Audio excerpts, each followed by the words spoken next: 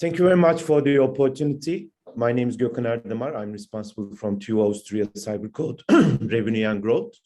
We'd like to discuss today modernizing cyber infrastructure to protect the digital world with our decent executive panelists. I'd like to give a brief introduction, first of all. For most companies, cybersecurity has not kept pace with their other transformation efforts. In a digital ecosystem, cybersecurity must leverage the best of what technologies like cloud, artificial intelligence, and analytics can deliver in order to fend off the worst that cyber criminals will attempt. Many cybersecurity practices are focused on ensuring compliance rather than mitigating risk. They still operate from a basic philosophy of trust but verify. A more resilient model equal to today's challenge begins from the premise of never trust, always verify.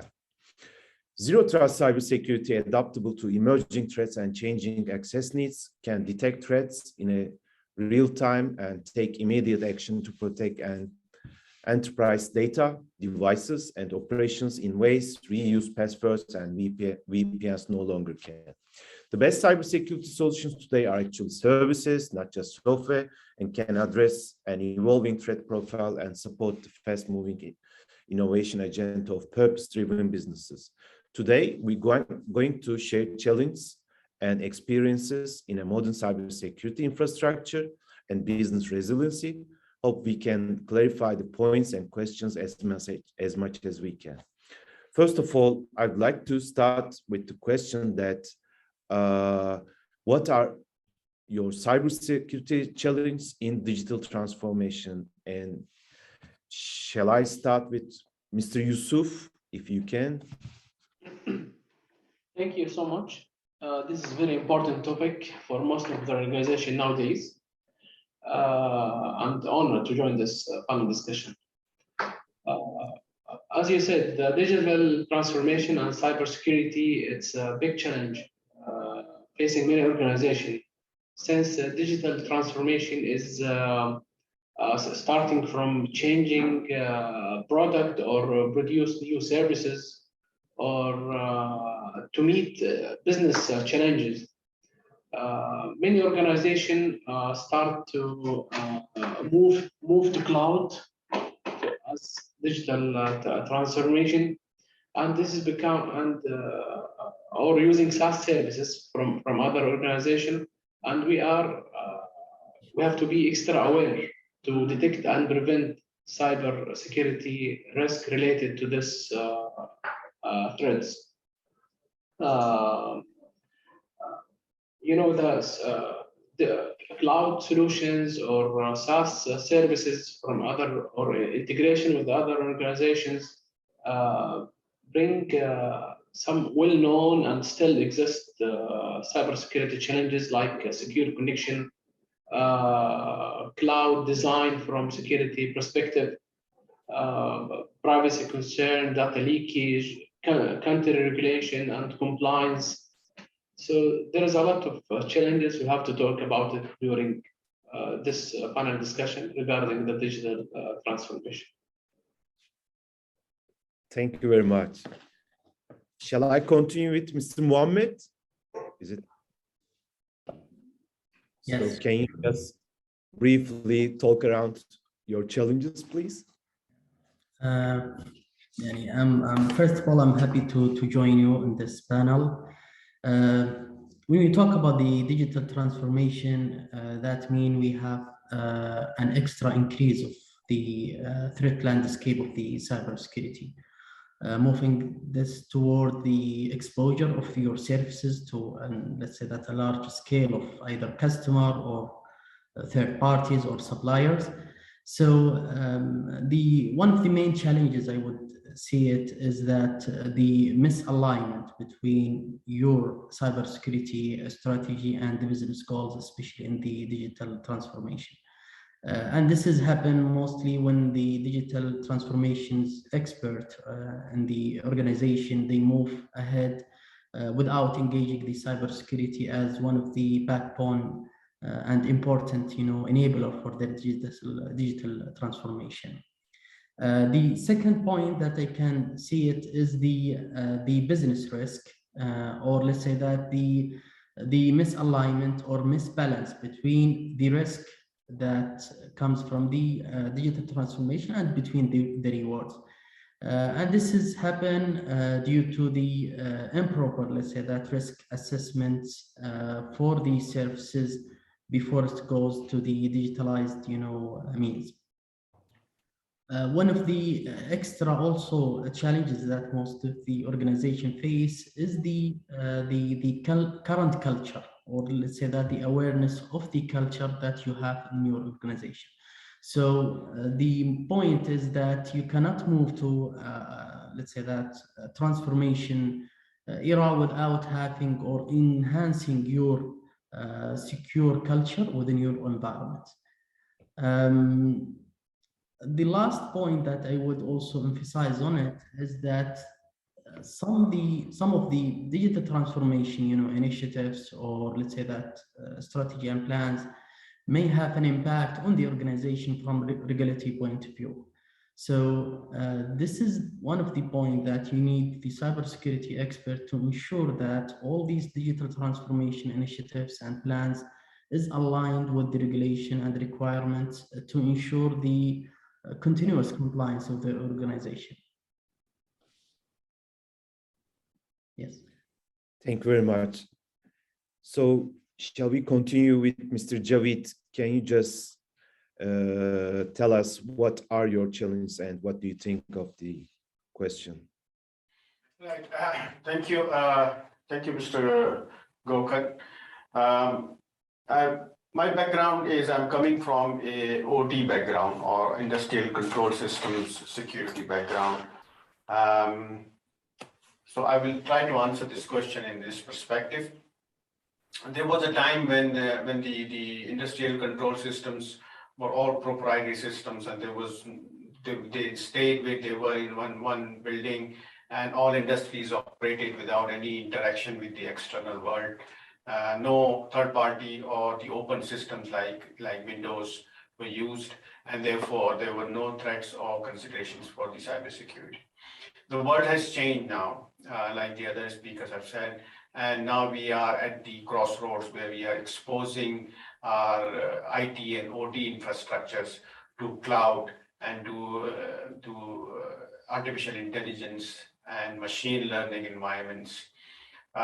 Same goes for the OT environment, and now to benefit from our business intelligence, we need to provide our process data from our industries and factories to put it on the cloud so that the artificial intelligence and the machine learning algorithm can make good use of that data and produce results that will be helpful to make better decisions for our leaders who run the business. Business intelligence is need for industries as well as it is for non-industrial commercial businesses and like banks and hospitals. It is also needed for the power plants and the refineries. This is what I'm referring to. And therefore, the process data, when you connect to the external world, obviously, to benefit from the digital transformation, you are exposing your critical infrastructure, like refineries and power plants and other process plants. That could be smelter, a steel mill, aluminum plant, to actually a wider or bigger threat landscape that comes from the cybersecurity threats.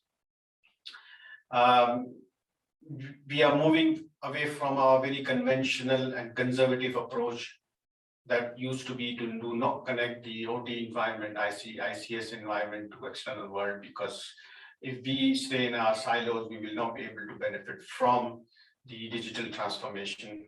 However, when we are moving with caution, because our business, the bottom line depends on our essence of security and the fact that we remain available and continue to produce. Therefore, we are moving with caution, and we are using the best cybersecurity practices to actually put in place before we connect our networks to external networks. So it brings in the challenge, and therefore there are solutions. We are now making frameworks. We're making use of the best international standards. We're trying to employ the best minds in the cybersecurity expertise as far as the OT is concerned, and we are collaborating to actually produce the environment we can be safely connect our critical infrastructures to cloud and make use of the digital transformation. I hope I answered your question. Thank you very much. We have lots of challenges. We have lots of different challenges, and we have a digitalization transformation journey. So may I kindly ask you that in this journey, what are your zero trust strategies and models in this digitalization transformation journey? Shall I start with you, Mr. Yuosof?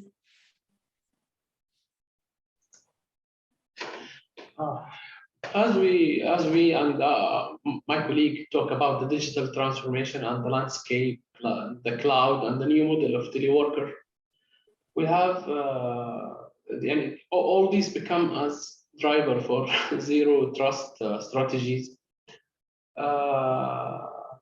and we involve this as a cybersecurity leader. You have to involve this strategy with your business process, services, systems, current situations that your organization face, or initiatives that your business hope to achieve.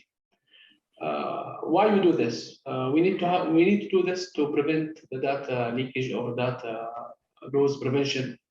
Also, for endpoint security across all or multiple environments, independent of the underlying of structure.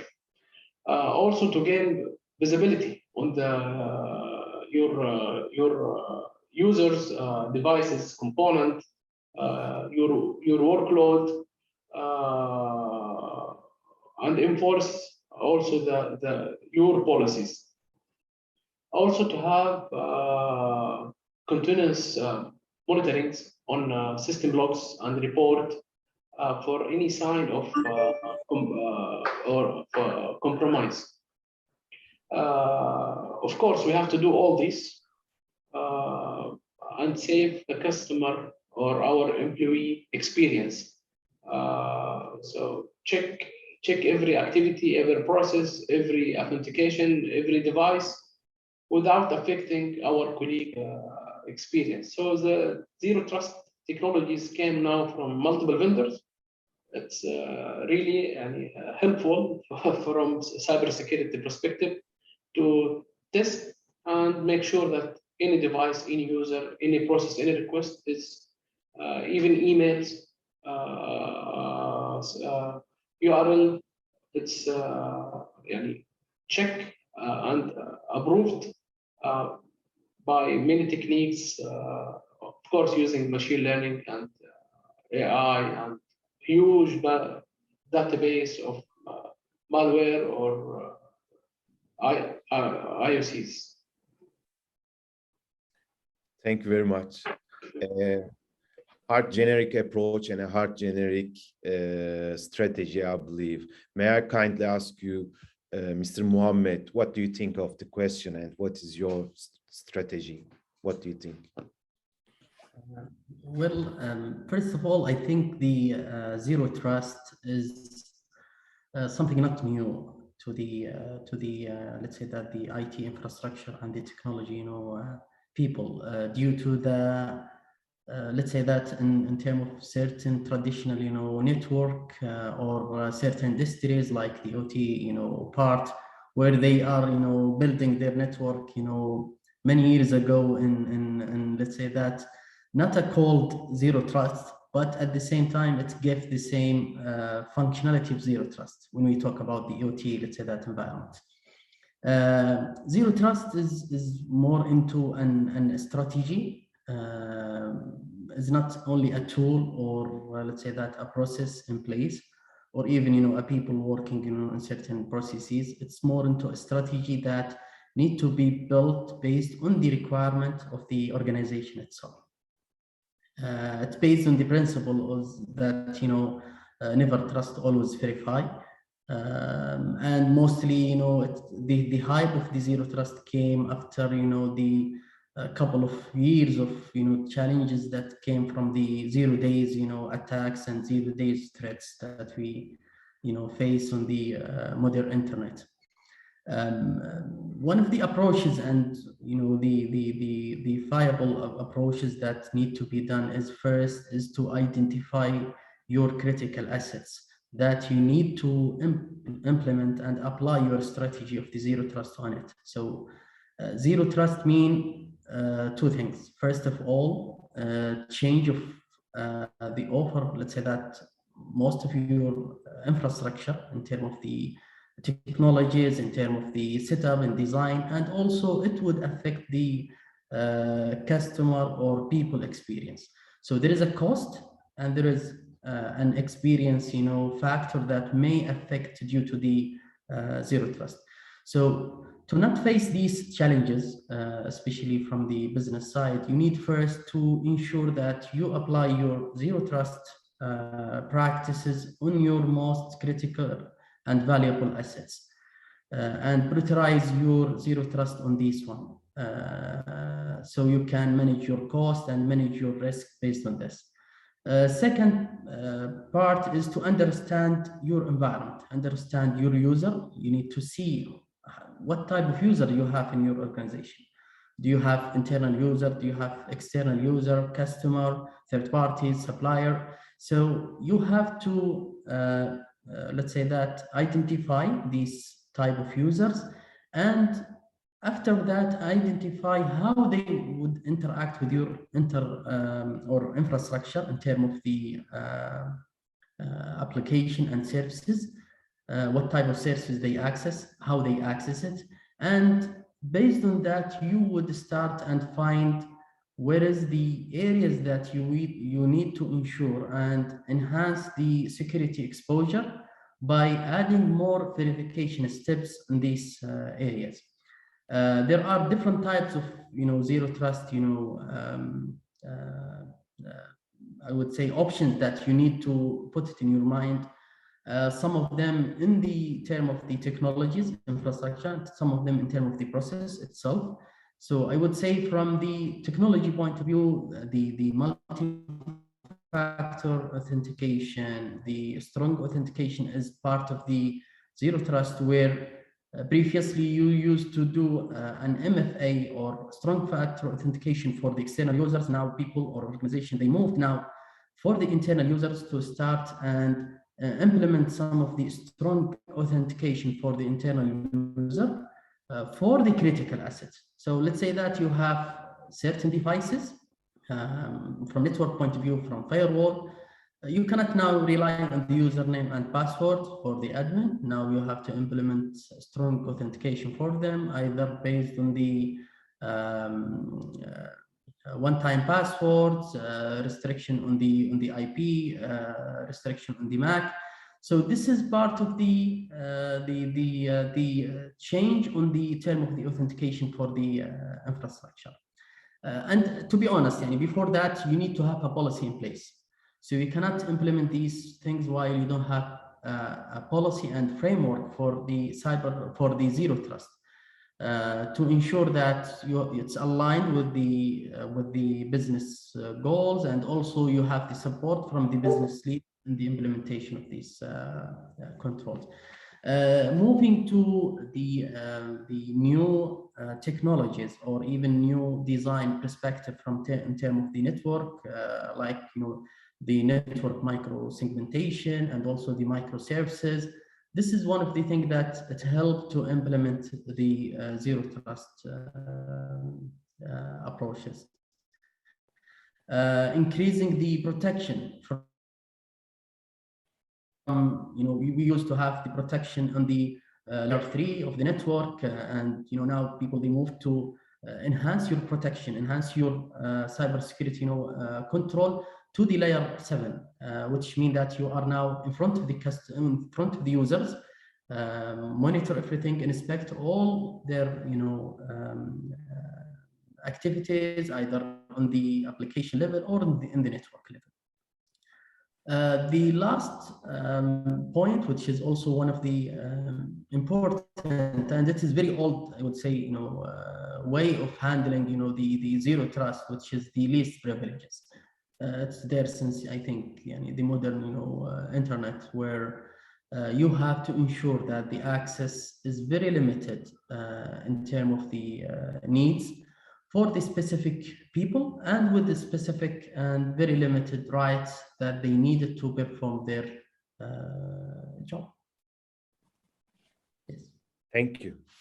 Thank you very much for your valuable information. Mr. Javed, may I ask you the same question too? Yeah, thank you, Mr. Gökhan.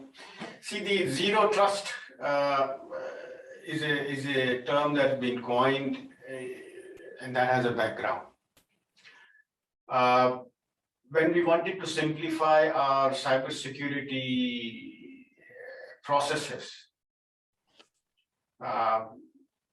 we started trusting the IP addresses, we started trusting the credentials of the users, and we started giving them access once we said, okay, these are trusted IP addresses, these are trusted users, and these are have the credentials that we can allow them to access our inner networks. We still wanted them to have the access to what based on their needs, and we still did not want them to have access to a free access across our networks.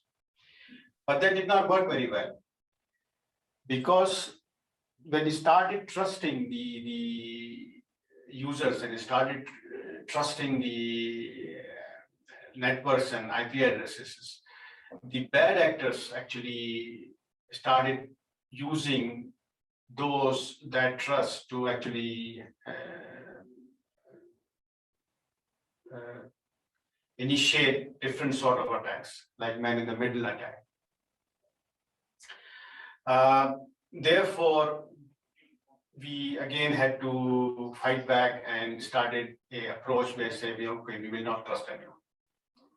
And therefore, in the critical infrastructures, the companies and businesses started adopting a zero trust sort of, even though still some experts argue that there is no such thing as zero trust. But this is the term now used for using like Mr. Mohammed and Mr. Yuosof already mentioned, the different mechanisms for establishing a robust authentication, like using the multi-factor authentication, like using the admin bastion solutions for people to log into from the remote networks, and other different solutions where we will still even the regular users and regular people who access from the known networks and from known users who are accessing our external but critical networks, we use them to actually log their sessions. And then we started making videos of all the activities they do on our networks, on critical networks. We started asking them MFAs, the multi-factor authentications. It is cumbersome, it is trouble. If you are providing technical support to a business and you're accessing their network, and every time you have to go through all these steps, is actually frustrating. But this is necessary. This is what we say the zero trust. And more and more businesses are now adopting it. But there is always a counterattack from the bad actors. I mean, in cybersecurity, there is no place for experts to rest, because whatever we do, there will be a counter mechanism invented for us to actually again start acting and producing a solution. But at the moment, zero trust is a solution that looks like is the answer for all critical infrastructures.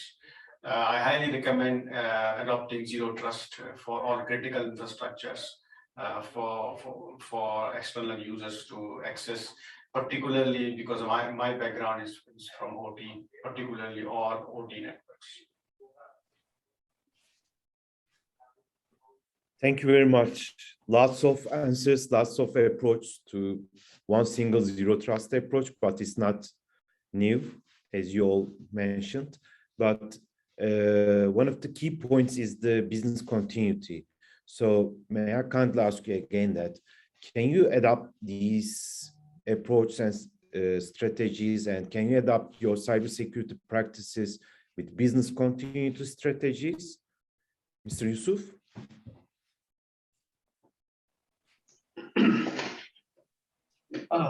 Cyber security and business continuity, or even disaster recovery, that's one of the main processes in the cyber security.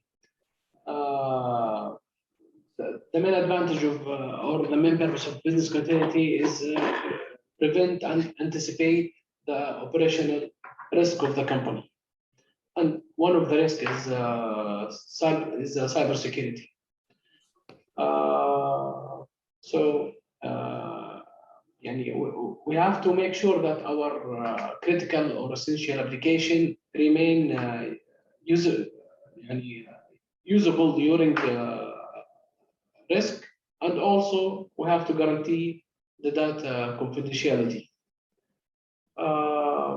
In ISO, I think 22301, I think, or 22300, regarding the business continuity, they have what they call it PDCA. It's plan, do, check, and act. So you have to plan for your cybersecurity infrastructure and services risk and operational and impact. Design the measures, and you need to also to test and retry this business continuity plan and make correction on it. So it is a continuous process and practice in cybersecurity that we have to do. So we have to plan for this, not act when it's happened or occurred. Thank you. You all have lots of things in front of you to think, not just cybersecurity and you are right, compliance and business continuity. But Mr. Mohammed, do you have same issues in front of you and same workload? Yeah. First of all, I think there is a very fine line between the business resiliency and the cybersecurity resiliency, where there are a couple of things that actually it's been redundant between the cybersecurity and business continuity, and it depends about the organization. Some of the organizations are actually managing the business continuity under the cybersecurity, or sometimes it is separated. One of the main things is to ensure that there is no redundant work. So if you go to the business continuity, you would find that they are working in, let's say, that crisis communication plan for the business side, while in the cybersecurity incident response, you are building a plan for response for disaster recovery from cybersecurity incident, and you have your own, communication plan, which is, I would say, it should be aligned. It shouldn't be redundant from the business continuity plan. The collaboration between both team, if they are separate, I would say, it's very important to ensure that the cybersecurity is in the mind of the business continuity people, and also in the business leaders. As you know, as of now, I think the cybersecurity is considered as the third, the business risk for the organization. So most probably now, organizations, they are afraid of having, business impact from the cyber. And this is one of the things. The other part, which is the cybersecurity help in the business continuity side, which is mitigating or reducing the downtime of the business, or let's say that the disaster. If you have a proper cybersecurity response plan and recovery plan and a tested plan, you would recover from these, disaster, very quick and very stable. One of the area that also it is the main point that you engage or ensure that the cybersecurity is integrated and is locked in the term of the business continuity is the business impact assessment. So if you perform a proper and effective business impact assessment for the cybersecurity in cooperation with the business continuity, leaders and the organization, you would ensure that your practices, your security concern, your controls are taken into consideration during the business impact or business continuity, practices. Last thing is that the cybersecurity has a role, and very important role, in terms of the business resiliency, in terms of the continuous and visibility and continuous monitoring through, let's say that the SOC. So if we have a proper and effective monitoring from cybersecurity point of view, we would stop certain business impact from certain disaster ahead of time and recover very quick. So the visibility and monitoring is also one of the main important practices that would help in the business continuity. Thank you very much, Mr. Mohammed. Mr. Javed, and I believe looking into your organization, you do not have tolerance into downtime, I believe. So what do you think of the question? Right, this is an important consideration for any cybersecurity regime that you follow in any business, particularly in the operations technology or industrial control systems. The business continuity, as far as cybersecurity is concerned, it has, as I see it, is two parts. One is the cyber defense. This is important for your business continuity. And the other part is disaster recovery. This is also important for your business continuity. One happens before you are attacked. So you try and make your defenses very strong, so you have the less chance of being attacked. But as they say in cybersecurity, there is no such thing as absolute security. In all cases, you are prone to be attacked. You are prone to be disrupted in your business and your processes and your operations.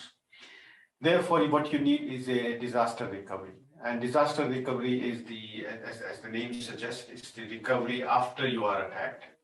So you need to have a plan for your defenses, and the zero trust is one of the many different strategies or tools that we adopt in the arena of while we are fortifying our defenses. After you are attacked, even though you have a very robust defense, you need to have a disaster recovery plan to actually bring your business back in operation as soon as possible and as efficiently as possible, making sure that you know who attacked you, how they attacked you, and so that you can, in future, take steps to not to be attacked again through the same vulnerabilities of your software and hardware. So these are the two two different approaches, to different integral parts, which actually form a business continuity plan as far as the cybersecurity is concerned. And all industries, as far as I know, all medium and large industries are at the moment, with of course there would be some exceptions in some parts of the world, are now geared towards adopting an approach for the business continuity and making cyber defense and the disaster recovery as part of the business continuity plan. And have seen in our businesses, this has already happened, and the no business continuity plan is complete without the cyber defense and cyber disaster recovery. So that's all I had to add to what my colleagues already have, my companions in the panel have already discussed. Thank you very much. So another topic that we covered by Zero Trust, but today with the new normal, I believe that never trust, always verify is a #1 priority for all of us. So again, may I start with Mr. Yuosof? What do you think of it?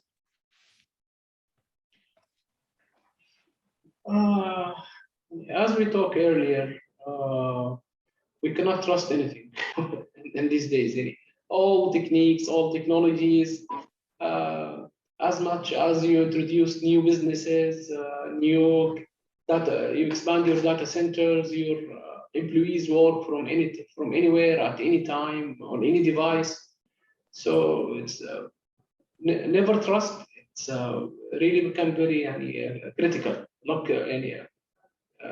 Like usual, when you used to have data center in our and all our server and system inside these data centers control, even in this situation, the current or old firewall technique or perimeter firewall defense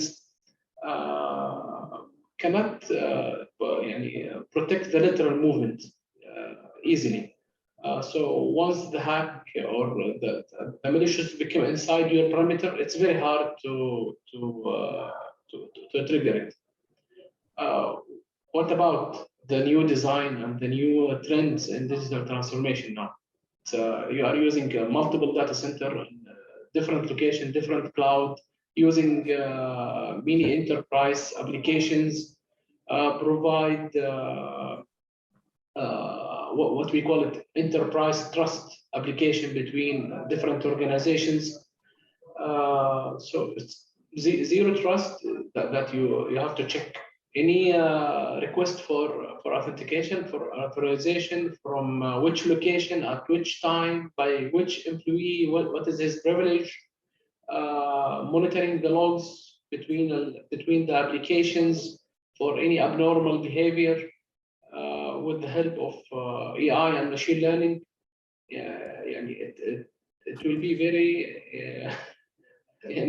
mandatory in this new business model from cybersecurity perspective.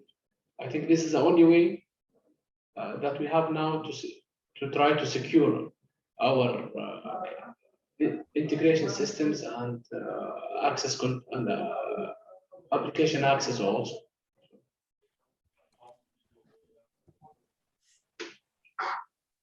Thank you very much, Mr. Yuosof.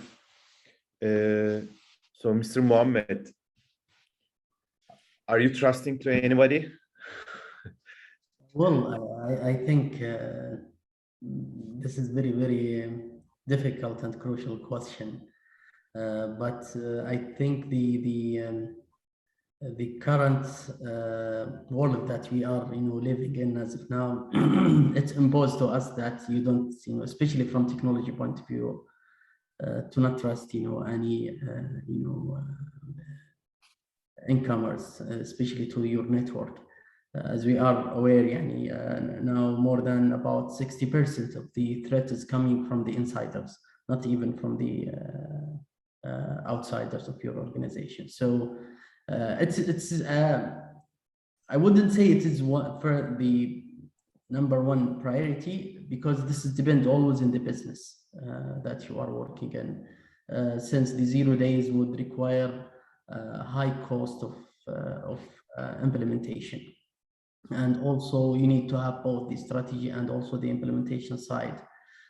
In the implementation, there is high complexity in terms of the adapting the 0 days, approaches. The last point, which is always the one that make a challenges for most of the cybersecurity people, is the business disruption or the business impact from customer experience, from the end user experience. So it is for cybersecurity, it is the number one priority. But for the business, this is something that need to be studied very well internally and see how would implement it without any impact to the business. Thank you very much. As we are running out of time, and by the way, I'd like to thank Mr. Javed. He had to leave, but may I combine with some points together? I'd like to ask you that, what do you think, again, an old topic and a new topic, but regarding AI and ML technologies, what do you think of these technologies and challenges, and also how do you adopt these AI and ML-based detection technologies to mitigate risk in your organizations? Mr. Yuosof.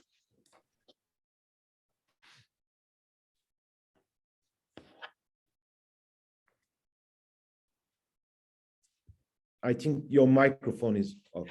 Yeah.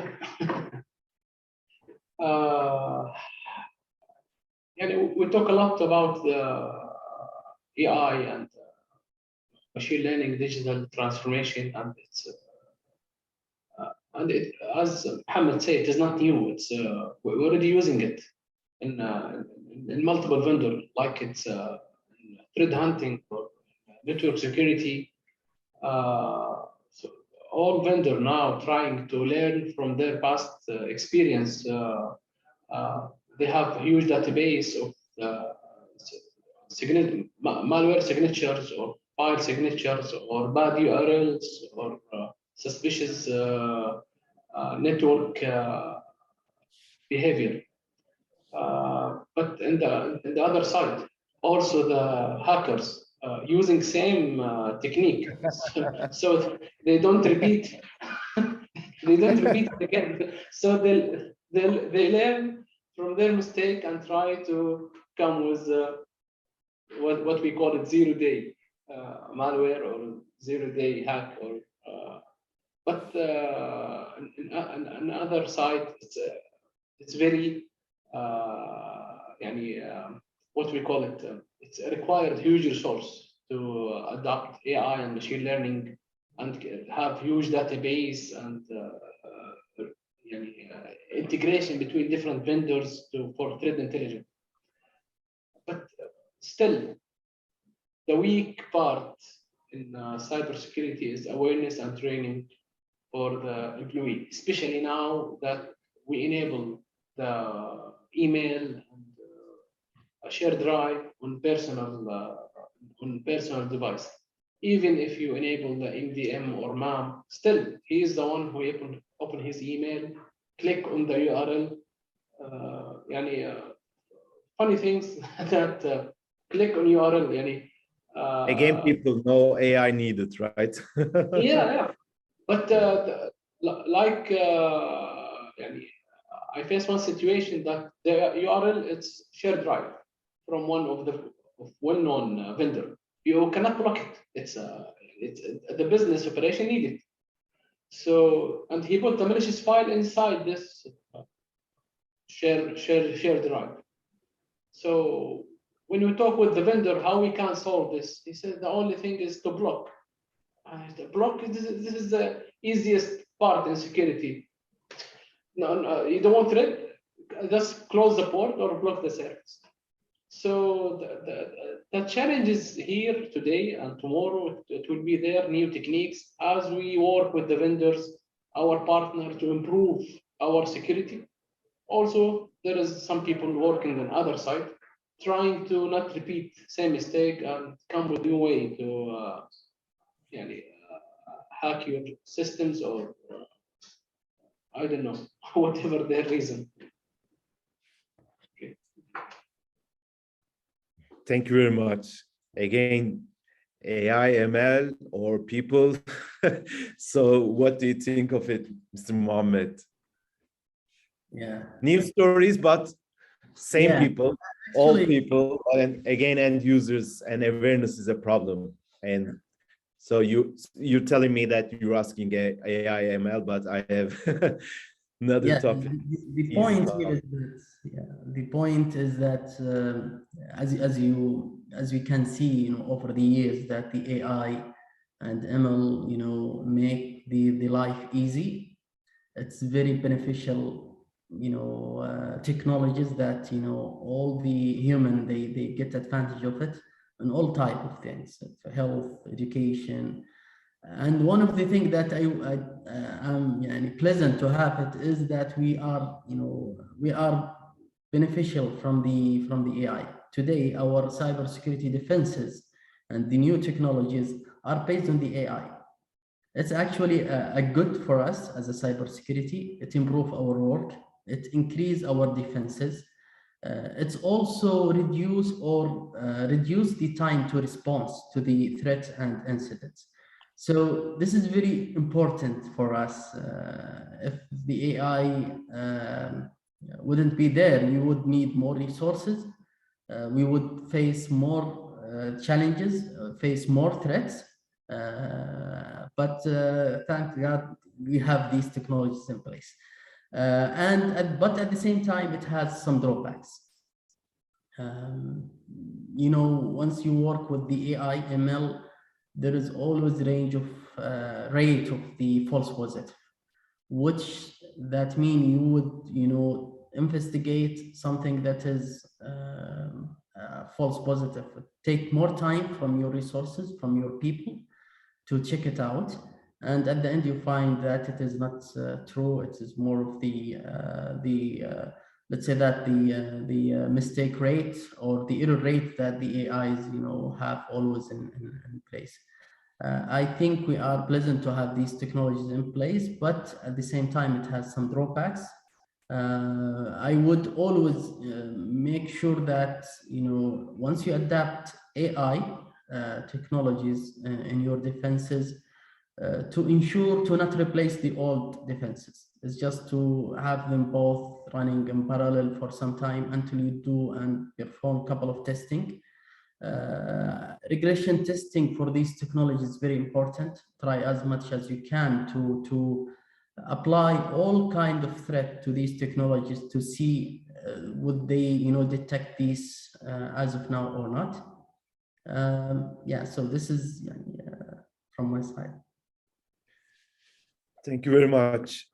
As we are running out of time, we have lots of topics to cover, but I think your topics are much more than that we're going to answer or cover. I know you're facing and on your table lots of problems and lots of works to do, lots of people to cooperate with you, and security is a non-stop and a sleepless nights and very crucial for your organizations, I believe.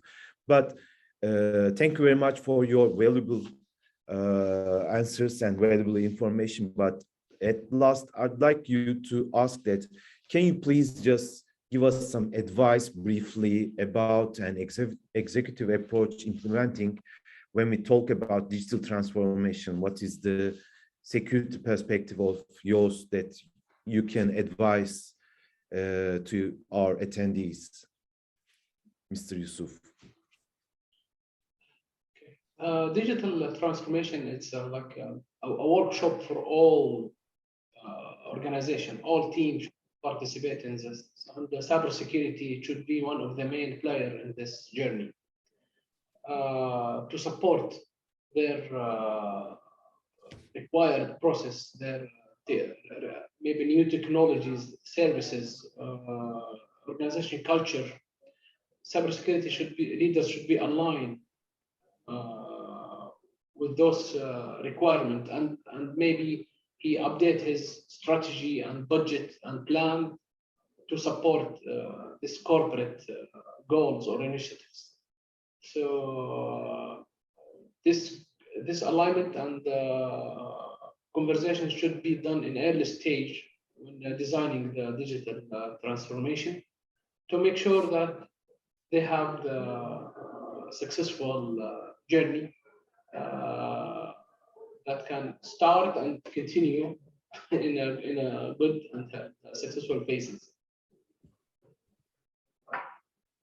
Thank you very much. Mr. Mohammed?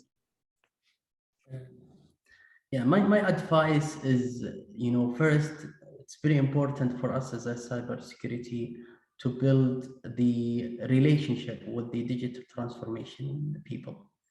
You need to build a very effective relationship with them to convince them that, cybersecurity today is not, even for some services, not a challenge, it's become also as a marketing, hype. So a lot of organization today is marketing their products with, a secure, term as part of the marketing terms of the services itself. So building a relationship with the digital people, transformation people, to make sure that they understand that you will enable them to deliver their services, to transform in very secure way. First, to ensure that their services are protected, and the second point is to add value to that service, that it is built and designed in a very secure way.